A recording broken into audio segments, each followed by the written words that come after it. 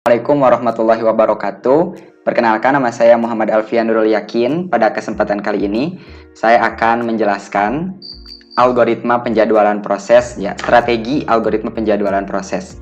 Oke, langsung saja. Nah, di sini terdapat beberapa hal yang akan kita bahas ya. Yang pertama adalah penjadwalan proses itu sendiri, atau kita pengenalan terlebih dahulu. Yang kedua adalah penjadwalan round robin, yang algoritma round robin ya. Yang ketiga ada penjadwalan multiple feedback queues atau MFQ. Dan yang terakhir ada kesimpulan ya, atau summary. Oke. Yang pertama adalah penjadwalan proses. Oke. Komputer memiliki sebuah sistem operasi ya. Salah satu fungsi dari sistem operasi adalah penjadwalan ya. Penjadwalan proses itu sendiri ya. Makanya komputer itu bisa berjalan secara efisien, secara optimal karena adanya sistem penjadwalan proses ini. Nah, supaya ingin mengetahui lebih lanjut, mari kita simak pengertian dari penjadwalan proses menurut Saudara Bambang Haryanto ya, yang di bukunya tentang sistem operasi. Penjadwalan merupakan kumpulan kebijaksanaan dan mekanisme di sistem operasi yang berkaitan dengan urutan kerja yang dilakukan sistem komputer. Ini adalah pengertiannya ya, penjadwalan ya. Jadi memang penjadwalan ini yang sudah kita tahu kan, pasti ada kebijaksanaan, mekanisme ya, mekanisme sistem operasi gitu kan, yang urutan kerjanya tuh dilakukan oleh sistem komputer ya, dari penjadwalan proses itu sendiri. Nah, penjadwalan proses. Nah, penjadwalan proses ini memiliki tugas, yaitu yang pertama, memutuskan proses yang harus berjalan ya. Proses yang harus berjalan ini nanti diatur oleh penjadwalan proses. Yang kedua adalah kapan dan selama berapa lama proses berjalan. Oke. Jadi, yang pertama adalah proses mana yang harus dijalankan ya, dan kapan, terus berapa lama. Nah, si proses ini dijalankan oleh komputer. Nah, terus ada sasaran utama penjadwalan proses. Nah, sasaran utamanya adalah optimasi kinerja sistem komputer berdasarkan kriteria yang sudah ditentukan ya. Jadi komputer itu, kita ingin komputer lebih optimal lagi kinerjanya ya, dengan penjadwalan proses yang tepat sesuai dengan kebutuhan sistem dan juga sesuai dengan kriteria-kriteria tertentu. Apa saja sih kriterianya? Oke, nah ini ada beberapa kriteria, kriteria dari optimasi kinerja penjadwalan ya. Oke, yang pertama adalah adil, fairness ya, adil, fairness. Ya, mungkin kita sudah paham ya mengenai adil ini ya. Jadi komputer seperti apakah penjadwalan, pembagian yang ada di sistem komputer, prosesnya itu dibagi-bagi. Jadi si proses-proses ini ya mendapat jatah waktu tertentu ya yang sama ya, terus juga mendapatkan diperlakukan sama ya, sama. Lalu ada yang kedua yaitu efisiensi. Nah, efisiensi di sini atau utilitas pemroses ya, utilitas pemroses. Nah, jadi bagaimana komputer nantinya akan bekerja lebih efisien gitu kan. Lalu yang ketiga ada waktu tanggap atau response time. Nah, di waktu tanggap ini atau response time ini ada yang di sistem interaktif, ada juga yang di sistem real time ya. Nah, jadi tujuan atau sasaran dari waktu tanggap adalah meminimalkan response time ya, sehingga menghasilkan sistem yang responsif. Yang keempat adalah turnaround time. Turnaround time di sini maksudnya adalah waktu eksekusi ditambah dengan waktu menunggu ya. Nah, sasaran penjadwalan dari turnaround time adalah meminimalkan turnaround time ya. Terus yang terakhir ada throughput ya. Throughput ini adalah jumlah kerja yang dapat diselesaikan dalam selang waktu unit tertentu. Sasaran dari throughput ini adalah memaksimalkan throughput ini, memaksimalkan jumlah proses ya yang terjadi, yang dilayani dalam selang waktu unit tertentu. Nah, ada strategi penjadwalan ya. Dalam strategi penjadwalan itu ya ada dua ya. Yang pertama adalah penjadwalan non preemptif dan yang kedua adalah penjadwalan preemptif ya. Penjadwalan non preemptif, ketika suatu proses diberi jatah layanan pemroses, maka pemroses tidak dapat diambil alih oleh proses lain sampai proses itu selesai. Oke ya, jadi yang dapat kita pahami adalah yang non preemptif ini, jadi jatah layanannya itu ya, jatah layanan pemroses itu tidak dapat diambil alih oleh proses lain ya, sehingga proses satu harus diselesaikan terlebih dahulu. Ketika selesai maka pindah ke proses yang lainnya. Berbeda dengan penjadwalan preemptif. Nah, saat proses diberi jatah layanan pemroses, maka pemroses dapat diambil alih proses lain yang mempunyai prioritas yang lebih tinggi. Nah, yang perlu ditekankan adalah yang preemptif ini prosesnya dapat diambil alih ya, pemrosesnya dapat diambil alih oleh proses lain ya yang memiliki prioritas yang lebih tinggi. Itu perbedaan dari penjadwalan non preemptif dan penjadwalan preemptif dari strategi penjadwalan proses. Oke, yang kedua adalah penjadwalan round robin (RR) ya, termasuk penjadwalan preemptif ya. Jadi penjadwalan round robin ini adalah termasuk penjadwalan preemptif, dan yang kedua adalah penjadwalan tanpa prioritas. Oke, jadi dari pengertiannya round robin ini termasuk kepada penjadwalan preemptif yang berarti dapat diambil alih pemroses dari suatu proses tertentu ya. Nah, penjadwalan round robin juga tanpa prioritas. Tapi yang round robin ini ya, penjadwalan preemptifnya itu by time ya, preempt by time. Jadi berdasarkan waktu. Oke. Nah, penjadwalan ini disebut preempt by time ya. Semua proses dianggap penting dan diberi sejumlah waktu ya. Pemroses yang disebut kuantum atau time slice ya. Jadi semua proses itu dianggap penting sebetulnya, jadi tidak ada prioritas dan diberi jumlah waktu masing-masing pemroses yang disebut dengan kuanta atau time slice secara adil ya, berdasarkan kebutuhan sistem dan ketentuan-ketentuan tertentu. Nah, ini terdapat gambaran ya mengenai penjadwalan round robin yang memang yang gambar A ini ya, jadi kuantumnya itu jumlah alokasi kuantanya itu terlalu besar ya, ini yang pertama.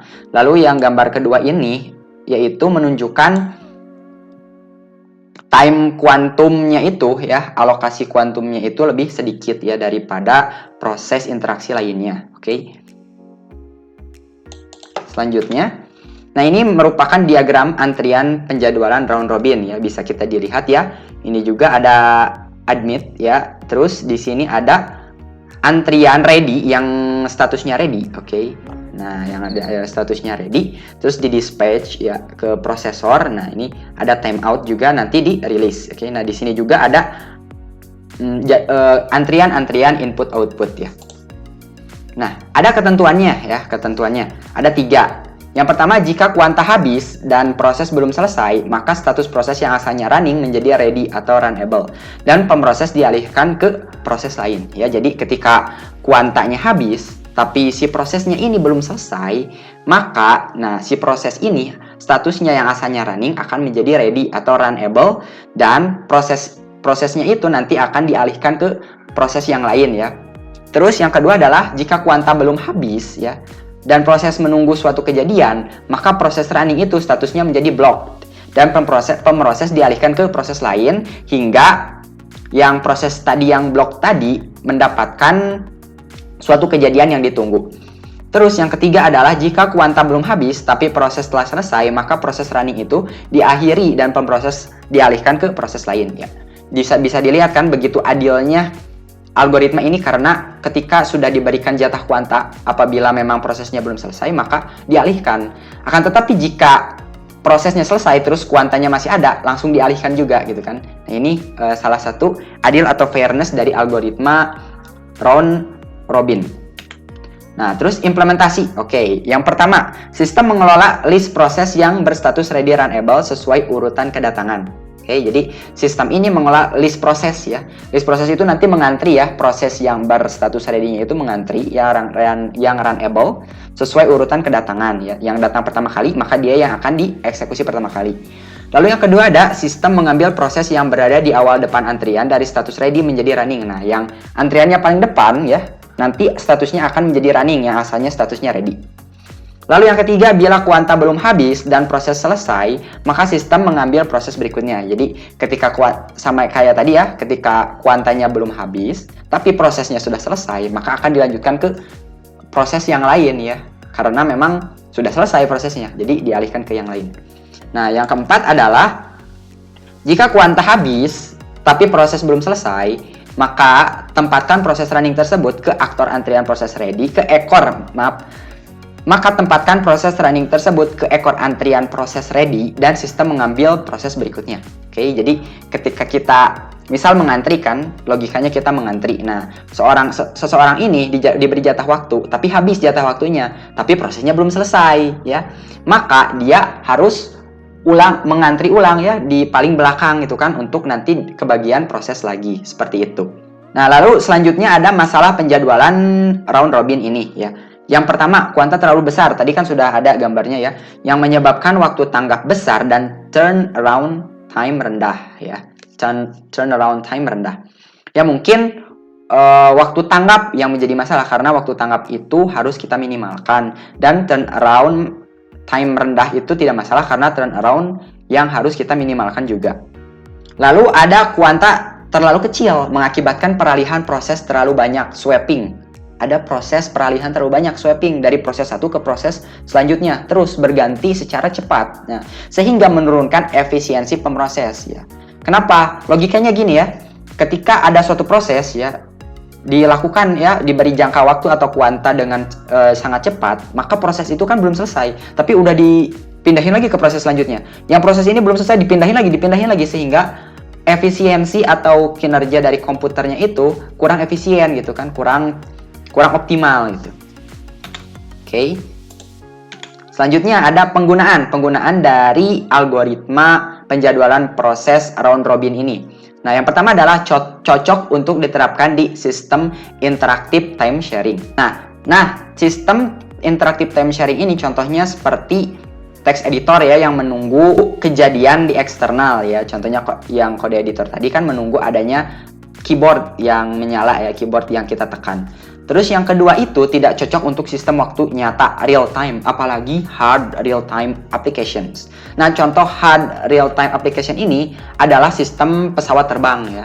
Karena memang sistem pesawat terbang ini tidak boleh sampai gagal sistem ya. Jangan sampai ada telat sistem. Jika terjadi telat sedikit saja, maka berbahaya untuk nyawa manusia yang berada di dalam pesawat tersebut. Nah, jadi tidak cocok ya algoritma ini ketika ditempatkan di sistem yang hard real time application seperti sistem pesawat tadi.